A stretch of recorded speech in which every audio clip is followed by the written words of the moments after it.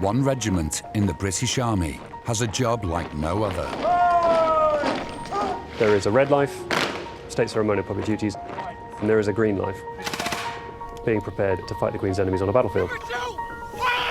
Duty bound to protect the Queen and royal family. The defence of the realm, that's essentially our #1 job. Stand by for rapid! Elite infantry soldiers and masters of ceremonial precision. Stop pulling your feet in on that third pace. Get back, do it again. It's Britain PLC. It's got to be world class all the time. The Coldstream Guards are internationally revered. When you go to Heathrow Airport, you can't buy a 6-foot teddy bear of a paratrooper. You can buy a 6-foot teddy bear of a Guardsman. And responsible for delivering the biggest royal occasions. The Duke and Duchess of Sussex, their wedding at Windsor Castle. Now, that was watched by 1.9 billion people globally. In this series, we'll follow new recruits desperate to join the Coldstream Guards. Right, McHugh, am I boring you, am I? Why are you looking at the floor? Navigating the Army's most unforgiving training. Get down. So when contact, quick, march! With exclusive access to national events. That is the cue then for Her Majesty. 48 seconds later, the red arrows will fly past. From the Queen's birthday parade to a once-in-a-generation state funeral.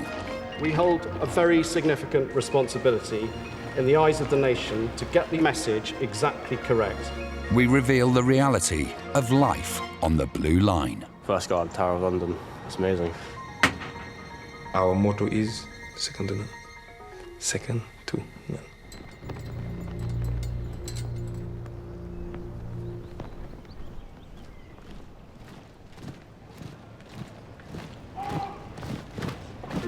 The rank structure of the Coldstream Guards is split into two distinct groups. Soldiers start their careers after 28 weeks of basic training as Guardsmen and make up 75% of the regiment. Officers face stiffer entry requirements, train for 16 months, start as second lieutenants, and go on to fill senior roles. Ultimately, officers and soldiers do different jobs. Soldiers are very trade-specific, and that's reflected in their training. Officers are taught about leadership. It's a great privilege, but it's a big responsibility. Officers clearly have their purpose in battalion, but ultimately, without the Guardsmen, this battalion would not be what it is and what it has been throughout history. Reason! Ah! Guardsmen Cheeseborough, Lubin and Hodson of 25 Platoon are just at the beginning of their soldiering journeys, after recently passing out from Catterick as Guardsmen.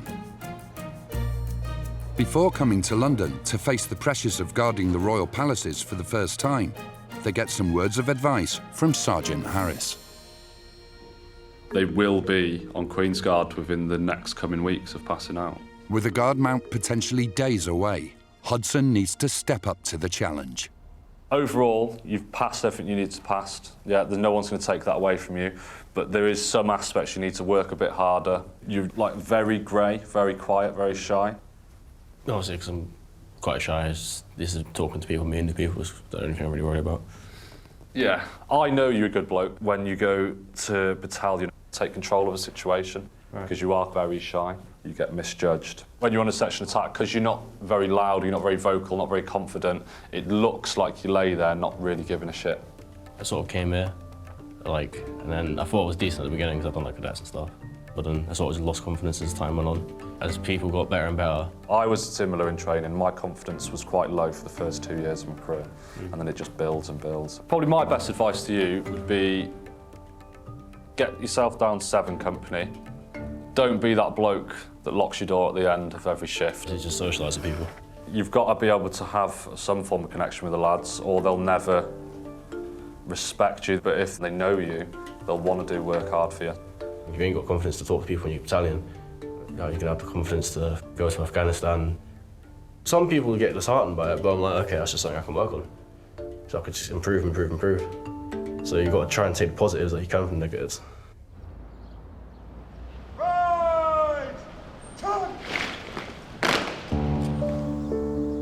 Hodson and the new recruits finally arrive in London. Here they will focus on ceremonial drill, taking part in royal guarding duties and major state events.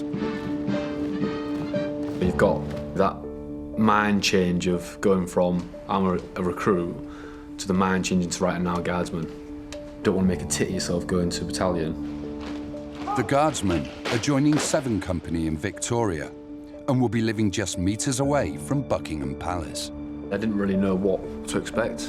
You can't go in there with the air of thinking I'm going to smash this, I'll be fine. Sergeant Courage is the Guardsmen's new section commander.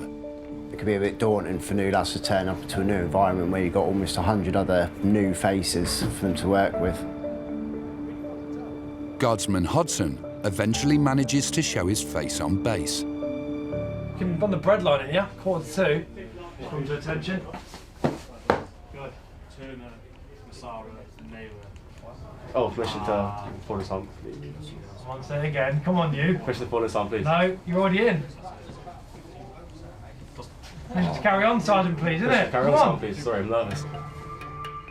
Whilst Guardsman Hodson tries to get his nerves under control, 18-year-old Billings is learning the difference between training and the real thing. It's like when we were in Catterick, like near the end of training, we were big dogs as such. But now we've come here and it's like week 1, day 1 of training again.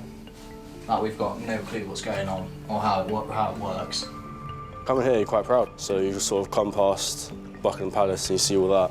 Everyone's sort of lining up outside to sort of see it. It's quite a proud thing, knowing that you're going to be a part of it. Sort of the advice my dad gave me before I came was sort of keep your head down, keep quiet for now, sort of do what you can, and hopefully get recognised for the good things, not the bad. Major George Cazalet is 7 Company commander at Wellington Barracks and is keen to find out what his new Guardsmen are made of. It's not a training environment for them anymore. They want to be looking at where they're going in their careers. Straight away you can tell if a Guardsman's got something about them by simply asking the group a question, and if 1 or 2 of them are the ones that are a bit more vocal. It's always good as a company commander to be able to pinpoint them early.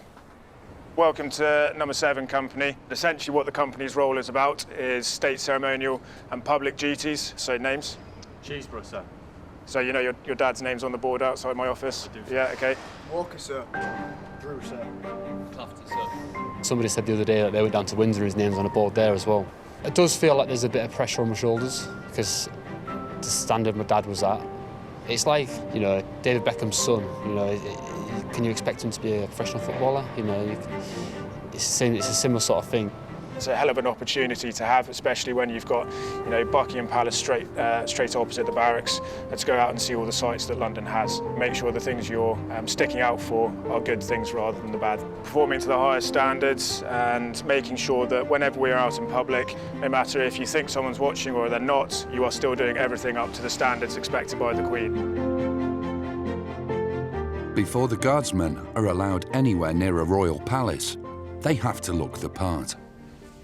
When you think about Queen's Guard, you think about outside Buckingham Palace with the bearskin hats.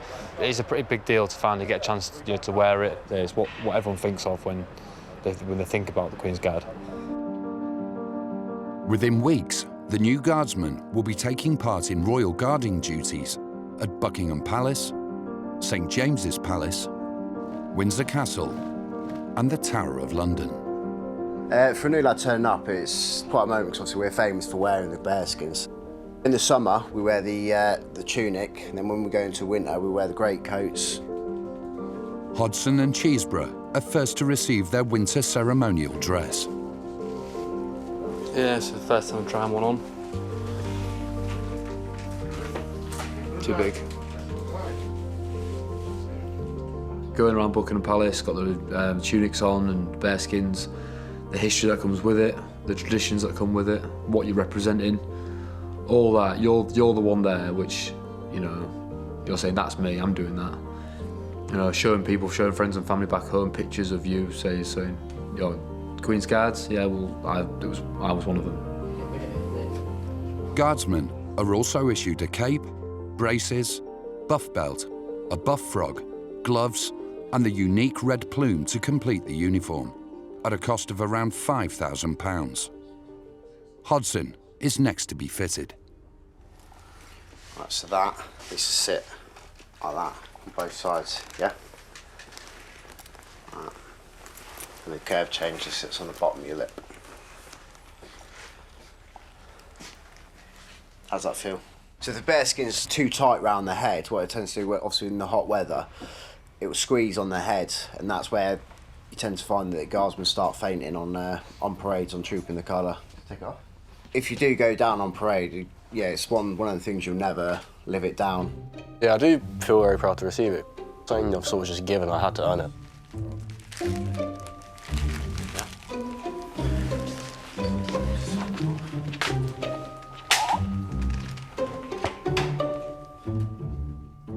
Now kitted up with their full uniforms, they are giving them some TLC.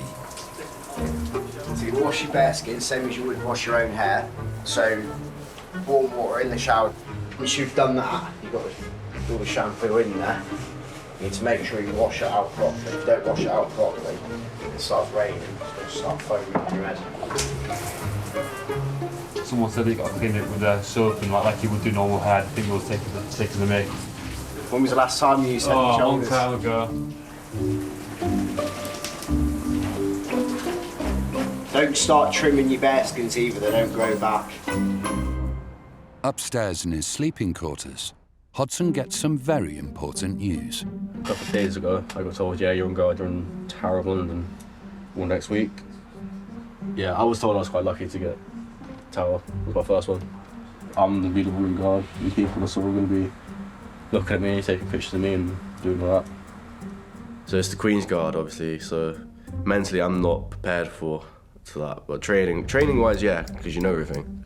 You put on the tunic, the bearskin, you know, the boots, the tweeds, all that. It's just mentally prepared for that. I'm just nowhere near close to that. Was that such a daunting thing?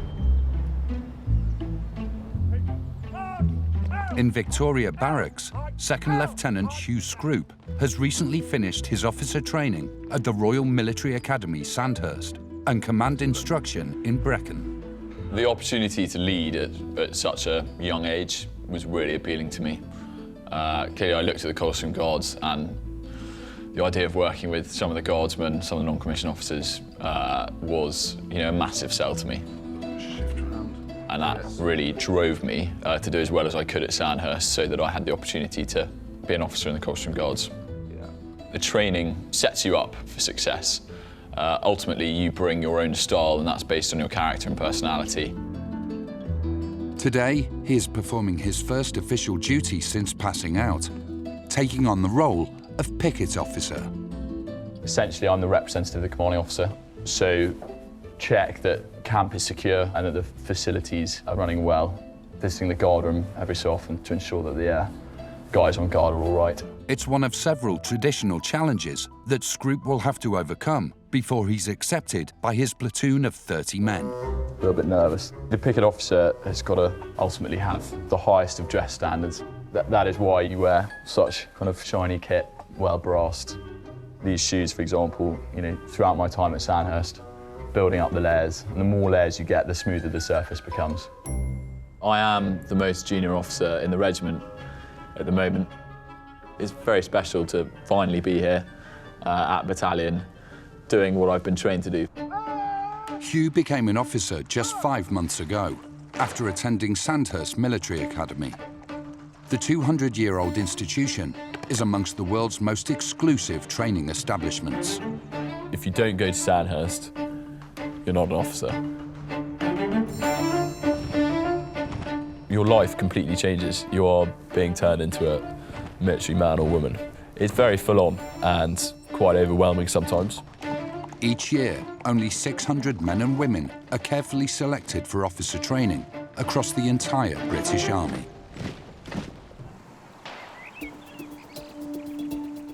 Now, the latest set of Sandhurst cadets are at the end of their training. After 11 months of intense teaching, Officer Cadet Oscar Grenville is taking part in the final exercise, dynamic victory. If the cadets don't succeed here, they won't be passing out as officers, a title bestowed by the Queen herself. My dad was in the Coldstream, so was my uncle. When you grow up around family who's done service, and for them it was a huge part of them developing as people and their life experiences, it captures your imagination. Being able to command troops at 23, it's an incredible experience. I don't think really there's any other job in the world where you can test your own character in that way. The final exercise, and we've got literally 3 weeks when we get back, and then we're done. It feels like literally yesterday that I was standing in my sort of all-in-one coveralls on the first day, being screamed at by my colour sergeant. The more you get to the end of Sandhurst, it kind of hits you what you have actually signed up to do. Assessing Grenville's leadership skills as a future officer is Colour Sergeant Goodchild. You're good, Mr. Grenville. We haven't probably met yet. Yeah. You're good. How are you doing? Yeah, very well, thank you. How you found this week? Yeah, it's been good actually. It's been good. Billis. Push up.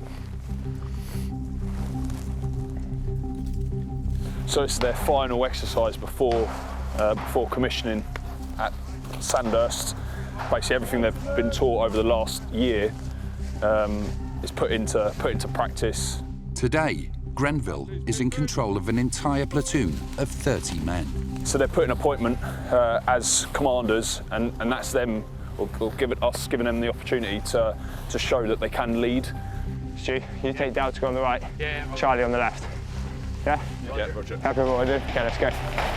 Push up that way.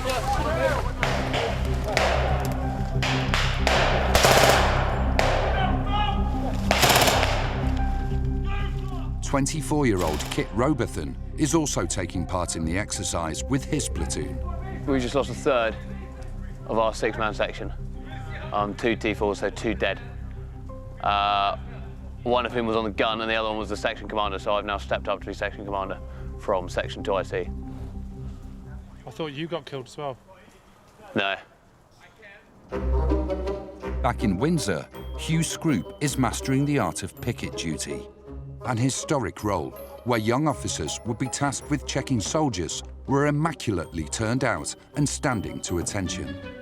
So the picket cane, I think historically the picket officer would unleash this silver ball at the end of the picket cane onto any guardsmen that were falling asleep or misbehaving.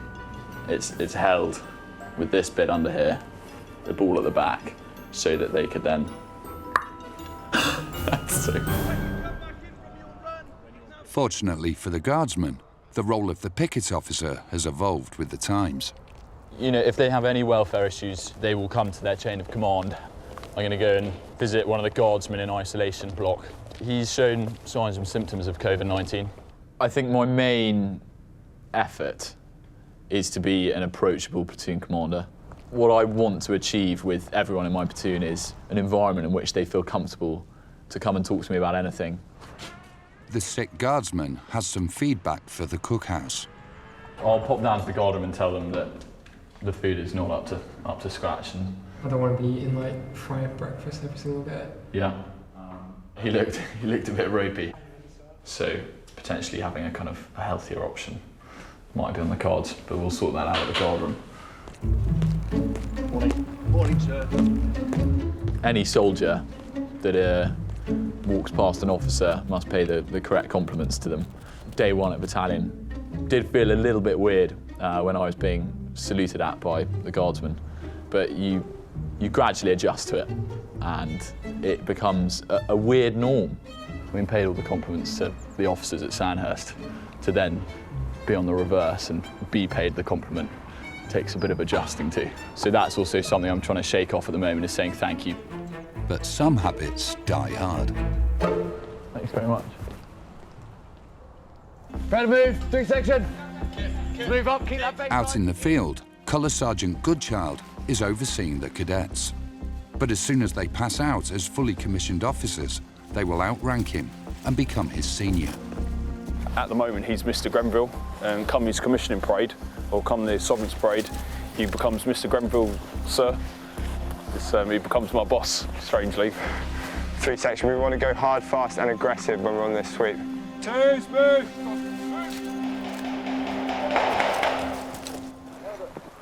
Mr. Grenville, what are you doing now? Let's go, so we're just clearing back down the axis. Okay. If there's any more casualties, we're going to bring them back. But there shouldn't be, because I think the reserves come through. Okay.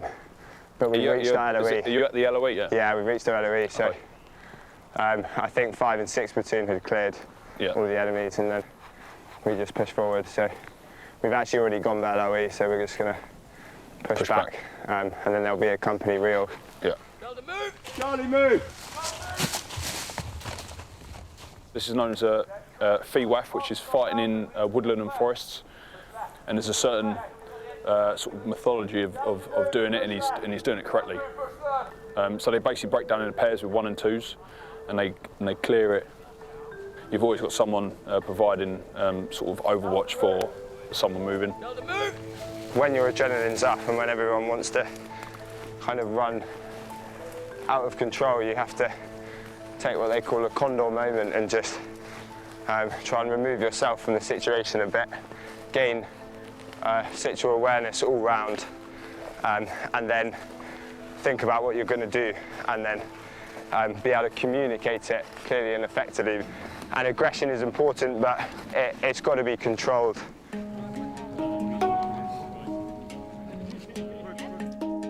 Officer Cadets Grenfell and Robertson are now one step closer to following in the footsteps of their fathers, who both served in the Coldstream Guards.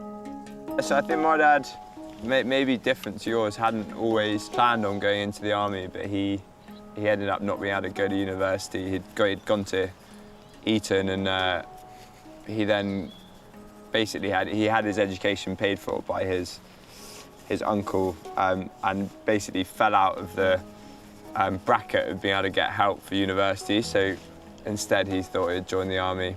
Ended up in the Coldstream. It's quite nice, like the continuation. Yeah. The dad was in the Coldstream. Yeah. Keeping it ticking over. Yeah. Being able to follow his footsteps as well. It's quite a nice bond as well you've got with your father. You're joining a old institution. You have to be really grateful for the fact that you've been able to get to Sandhurst and get here. Cool. And that, of course, a big part of that is we're lucky to have had an education and whatever. And I definitely think that a big motivator that keeps people going here is the fact that, they've had the privilege of being able to get here, being educated, of being an officer, and you owe it to then be a good officer and do your job well and give back to the soldiers that you lead who might not have had the same opportunities or privileges that you've had.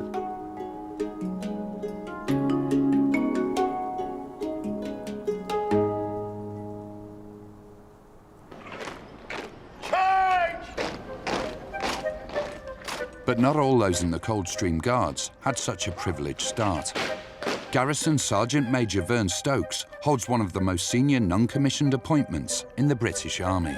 I left school at 15 with no qualifications and then joined the army as soon as I could at the age of 16 from my council estate in Shropshire. And then literally I've never looked back, and 34 years in I find myself in a position where I've had a wonderful career, I've had amazing jobs, I meet members of the royal family. As Garrison Sergeant Major for the London District, he is now choreographer of all things ceremonial. The Queen's Birthday Parade is without doubt the biggest ceremonial event in the calendar. Everybody comes to London to line the mall or to watch a fly past or to see the balcony appearance. It's as close as we get to a national day. And other countries, of course, try and replicate what we do, but we're the masters of it, I'm afraid to say. Nobody does it like the British. There's an awful lot of preparation that goes into it. It takes a lot of practice and a lot of coordination. And you've got to make sure that you're rehearsed. Last week at Cavalry Barracks, Hounslow, Stokes and Lieutenant Colonel Stone held the first major briefing with senior officers to outline this year's very different-looking ceremony. The decision was made via Buckingham Palace to hold a parade at Windsor Castle. We've got permission to rehearse in Windsor Castle only once. So that's quite a tall order. Today, back in Hounslow, Stokes is familiarising the officers with the plan on the ground for the very first time. At this point, every person on parade is distanced 3 paces from the next person. That's 2 metre distance, okay? It's been a concept, but it's only when you can deliver that to everybody that's going to be on the parade that then the idea then can really flourish and develop. So guards, inwards, dress! The Sovereign's birthday parade was first celebrated with the Trooping of the Colour in 1748. But this year, COVID restrictions mean that the ceremony has to be radically altered. Vern and his team have only 6 weeks to redesign and prepare for the entire event. Okay, on your spots, please. So this year's plan is a complete rewrite. The difficulties this year will be to make sure that we can socially distance everybody on parade and we can put a spectacle on that represents what would normally happen on a Queen's Birthday Parade with all of those traditional elements, because that's really important. But then trying to fit it inside Windsor Castle.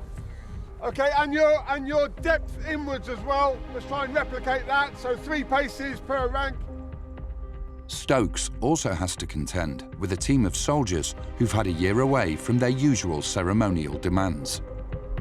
One of the biggest concerns we've got this year is skill fade, because we just haven't been doing this sort of activity. Our focus has been elsewhere. We've got a lot of new people on parade that just wouldn't have had the option of doing this, having joined the army during COVID. For some of them, it might be the first time they've wore this distinctive uniform. Having only just become a fully fledged officer, Scroop is in uncharted territory. First time I've been involved in any ceremonial kind of duty for the Coldstream Guards, so it's an exciting moment, definitely. It should be a good day, and I'll have my chest poking out with a little bit more pride that I'm on the parade square. The commanding officer, Lieutenant Colonel David Marsham, is also new to the job, and all eyes will be on him on the big day. At that stage, you've got a royal salute. So everyone's in where they would have been. Bring them back down to the... Yeah, shoulder. Will it be the shoulder? And at ease? One person in particular who will be on his first Queen's Birthday Parade is the officer who's going to command it, Colonel Marsham. He's a field officer in brigade waiting, having not done a Queen's Birthday Parade before, so there'll be an awful lot of pressure on his shoulders. Either to the shoulder or to ease. I then leave these 2 here and individually come out, halt front and centre, because they're at ease. I ask permission to march off. Then come back in. No, because everyone will be facing that way.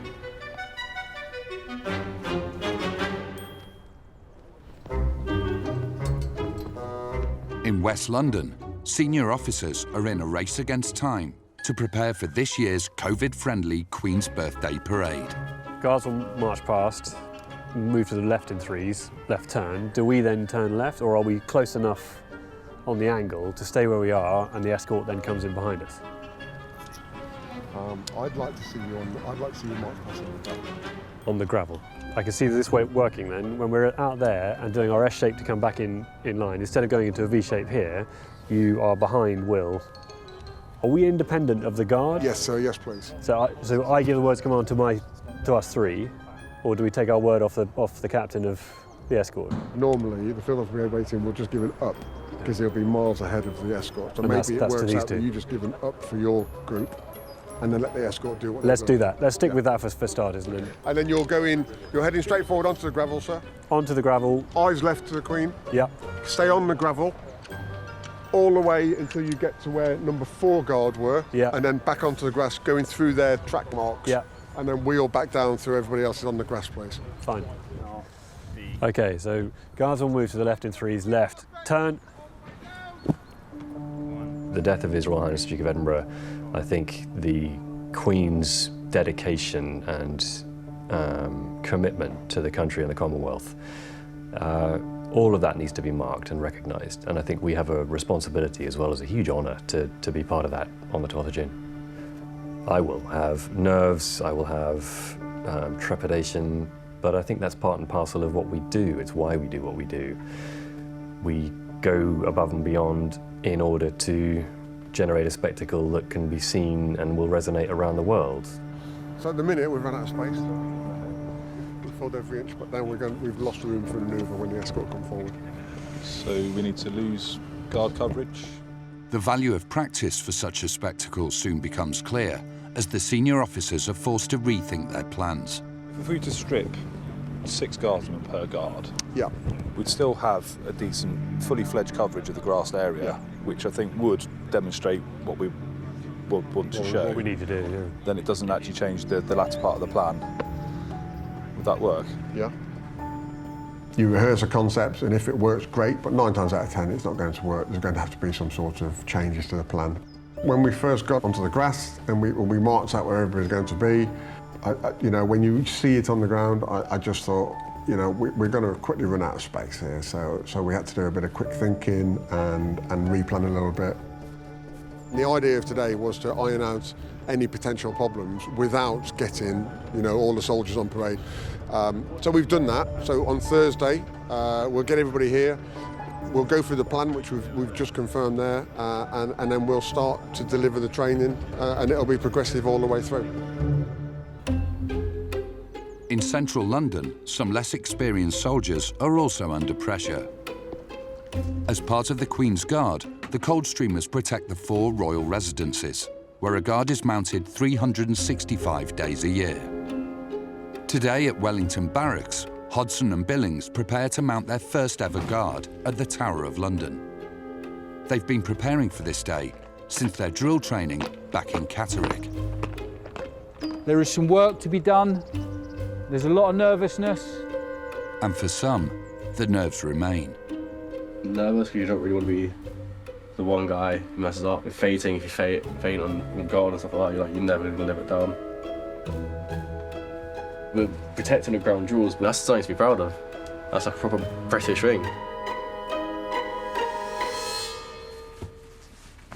It's just my bearskin box, so literally, well, it's like what it says really, bearskin sits inside it. I'm looking forward to actually finally doing what I came to join the Guards to do, but at the same time, I'm a bit nervous as if you get something wrong, people will see that, rather than doing drill on the parade square, where the only people who see you are your mates and the NCOs. It's a special privilege that the Guards get to have. Being trusted to do that one job is quite a big thing. Second Lieutenant Arthur Mancroft is in charge of the week-long guard duty at the Tower of London. Most of the new guys want to make sure that they don't screw up, don't fall over flat on their face. A lot of their boots you might hear, have got studs underneath them. When it gets quite slippy, it can get a little bit hairy. Occasionally you do get a tourist who decides they're a bit too funny. Obviously it's a proud moment. Essentially, I mean, they know what they're doing. They know their drill. At the Tower of London, Hodson and Billings are on their first sentry duty. Whilst at post, each 10 minutes, they must slope arms, march for 15 paces across their area, before halting and taking up guard again for the crown jewels, valued at £5 billion.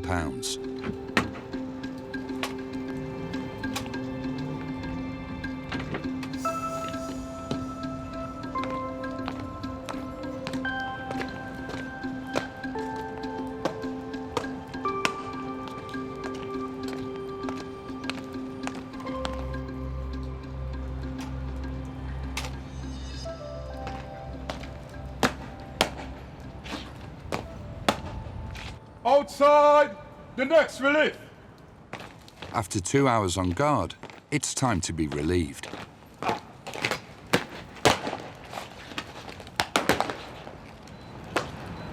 Proud moment, more than anything that was. Gone through all that shit in training, basically, to get here, and now I've finally done it. I am from London, one of the biggest traditions here.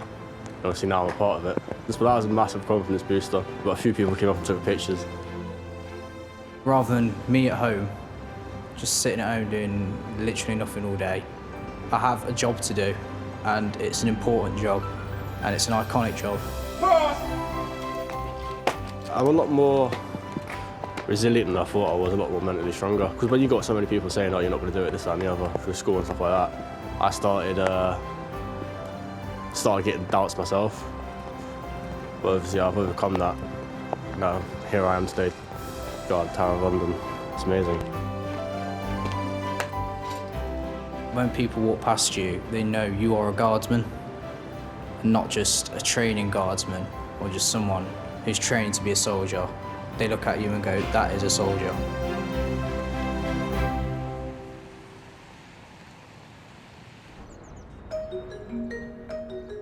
In Windsor, newly commissioned officer Hugh Scroop now needs to prove he's ready to command his own platoon of the finest ceremonial soldiers in the British Army. We've got 2 guardsmen from number 2 company in home service order. We've given them specific faults, 5 per guardsman, and the idea is that the officers will come across, inspect them, and they should be in a position to identify the faults.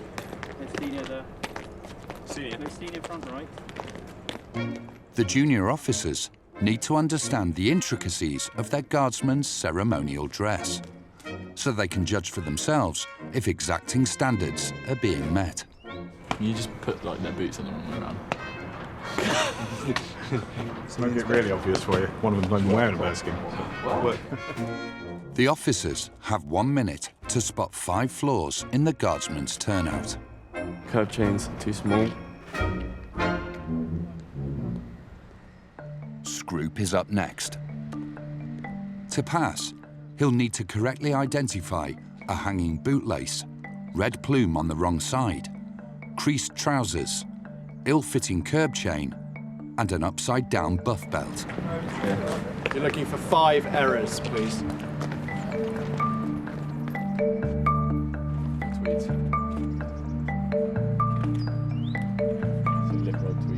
Have to hurry you. Right. Shouldn't be spending more than 30 seconds. Upside down. Curb. At Victoria Barracks, Hugh Scroop is under pressure to find 5 faults in a guardsman's uniform. Have to hurry you. Right. Shouldn't be spending more than 30 seconds. Time is running short. Loose. Lace. You limp rolled your trousers, your tweeds.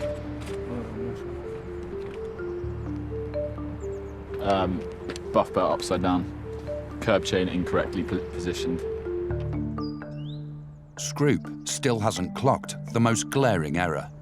Loose hairs there. Plume on the wrong side of his bearskin. He may have taken his time, but Hugh passes with flying colours, spotting all 5 defects in the guardsman's presentation.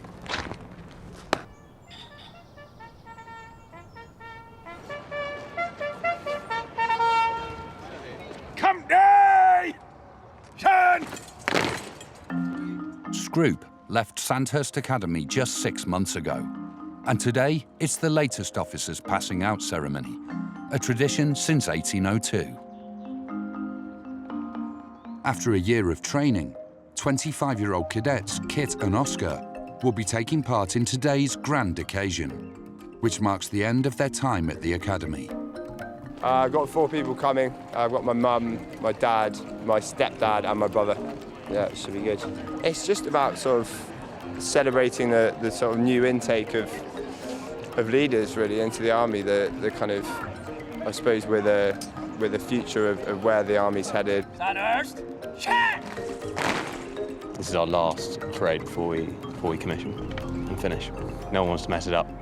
Everyone's quite ready to get to be done with this place. It's been quite a long year, and I think a mixture of excitement / relief about getting away from here and moving on to what the future has in store. I think being in the platoon that we're in, Kit is probably one of the poshest amongst us, and he certainly makes it known. When he's not on camera, he frequently calls his parents mummy and daddy, and he's probably the only one above the age of about 6 or 7 that still does that. Okay, right, stop there. Stop there. Morning, sir. How are you? Well, thanks. How are you? Very good. Before they march in unison for the last time, there is one final inspection. Just are you well? Morning, sir. Very well, thank you. Have you got parents here today? Yes, sir. Looking very smart. Have a good day.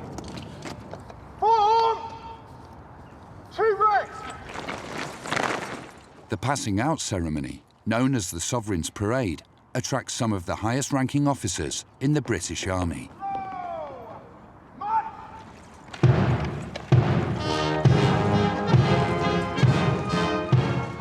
Sandhurst is 11 months. It feels like a pretty long time because you do so much in 11 months, and you probably change a lot as well. Passing out, it means training's finally over and I'm about to embark on my journey of platoon command, and that's what I want to do.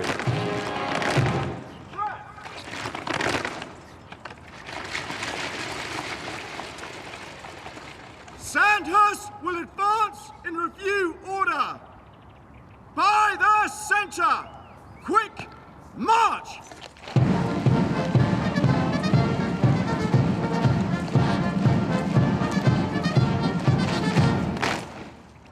After 3 hours of marches and drills, General Sir Patrick Sanders addresses the soon-to-be commissioned officers and their families.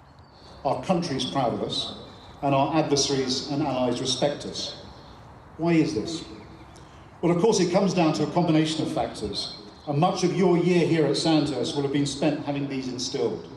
An insistence on the highest professional military standards, collective discipline, epitomised by your magnificent display on Old College Square here today, and self-discipline. And you're all here because of what your parents have given, and the love you feel for them is the reciprocal for a lifetime of love, sacrifice, and giving. Thank you, on behalf of Her Majesty the Queen, well done on an outstanding parade and all you've achieved here at one of the finest military academies in the world. Inwards! Turn! The final act of the ceremony is climbing the stairs of the Old College and passing through the doors, a tradition since 1926. Going up those stairs, it's amazing doing it because you're like this. How many people have gone before me, and some have gone on to be, famous people and great leaders. All those people did that very thing, and it's quite a moment when you actually do it. Feel happy that you've done it, proud of getting through training, and also proud to be a second lieutenant in the British Army because that in itself is an achievement. We've all worked really hard to be here, and we've got a long road ahead in loads of different things, and it's just that moment to mark, do what all your predecessors have done before you. It's a historic day that hasn't changed really for a long time, and it's just a moment a rite of passage, I suppose, to mark your time and celebrate really what we've achieved so far, and then look forward to our future careers. Up to now, I've had not that many responsibilities, and what changes now is I am and will be responsible for 30 other blokes, and I will need to learn, and have been learning, to put them, to put their needs before mine, and that's a consideration that I've never had, and needs to be the sort of focal point of my life now, really. In a few months, these Coldstreamers will be heading to barracks as junior officers and leading their own platoons.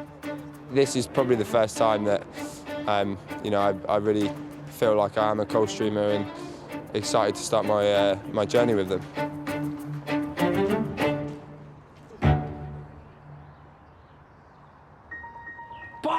Next time, rookie team recruits face the flak, fresh from Civvy Street. Okay, get the fucking timing. They're fucking awful. And the Guards have to up their game for the royal event of the year. This is the biggest one. There is none bigger than this.